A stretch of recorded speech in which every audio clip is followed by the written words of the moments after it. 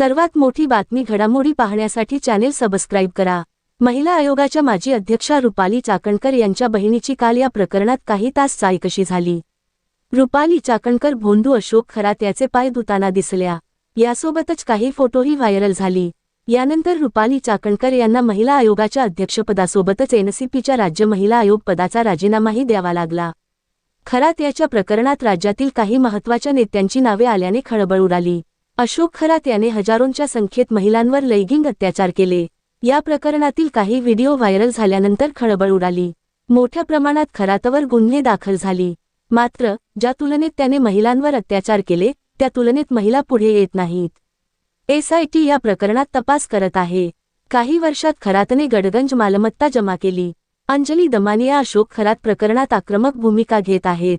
त्यांनी नुकताच ट्विट करत मोठी खळबळ उडवून दिली। अंजली दमानिया यांनी शेअर केलेल्या व्हिडिओनंतर आणि फोटोनंतर प्रकरणाला वेगळेच वळण मिळाले आहे। यासोबतच नाशिकचे आयजी दत्ता कराळे चांगलेच अडचणीत येऊ शकतात।